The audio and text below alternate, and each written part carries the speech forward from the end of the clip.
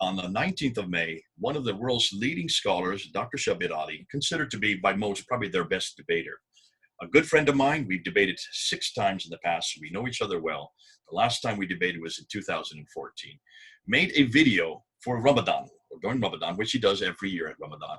And on that video, it's just not a very long video, he made this statement. In North Africa, there is a slightly different text that is based on a slightly different reading, mostly corresponding to what we read in the rest of the world, but with some slight variations that do not affect anything that Muslims believe and do not have any major impact on any Muslim practices. He had to admit it because this has now been discovered.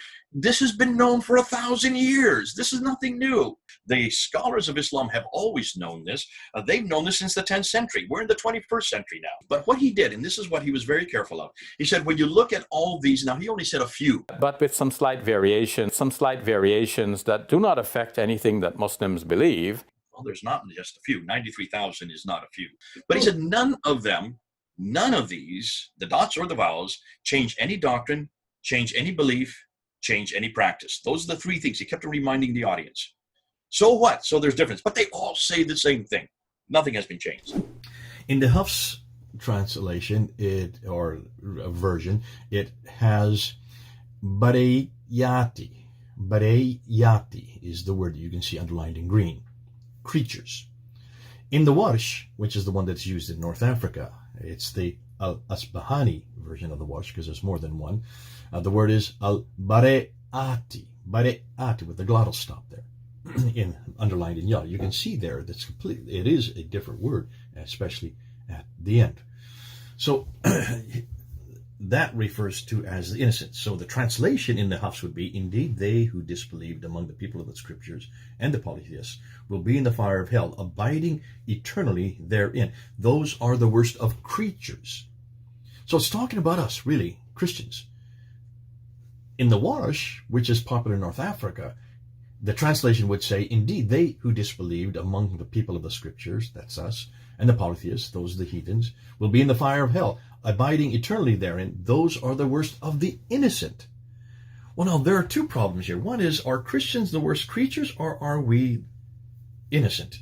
And if we are innocent, what are we, along with the Jews and the polytheists, doing in hell?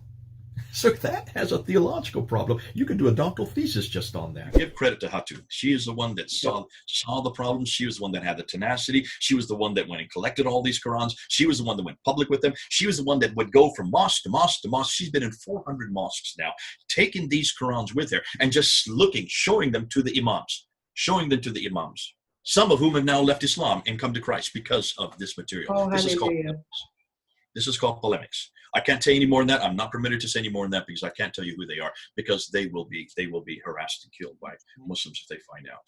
While we were online yesterday, we were only off for 1 hour unpacking this, the 3 of us.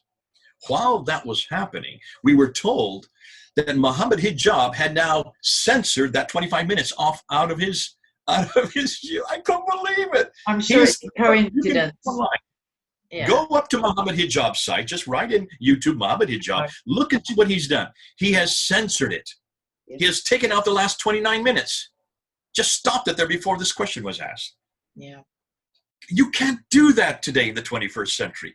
Don't people realize that that's admitting fault? Perfect. The populace, how do they deal with this kind of criticism? Well, they either kill you, or they harass you, or they burn the material, or, as you saw in Cairo in 1924, they sink it into the Nile. Now, in the 21st century, they just censor it. Can you see? Whenever Muslims on this side, this is the populist side, this is the majority of Muslims, whenever they come up against something against their Quran, they try to shut you down. This is the book we introduced last year. A new book is coming out just this month from Daniel Brubaker. Yes. We're going to introduce a whole new set of variants. And see, what Shabir Ali doesn't realize, he has helped us to get the discussion away from the Qira'at back to the 7th century, back now to the manuscripts, which is what we've been waiting for them to do, because that is the material Qadi has not answered. That is the material Yasser Qadi has not looked at. When he thinks that the Qira'at is the most difficult question, wait till he finds out what we're going to introduce this week. So we're going to look at the Qira'at, we're going to look at the Ahruf, we're going to be looking at the Razm. The Razm is the one I want to get to. The Razm is what Dan Brubaker's. This is the mother lode. This is where the rubber hits the road. This is what's going to destroy the Quran, because these are the earliest manuscripts. This has nothing to do with dots. This has nothing to do with vowels.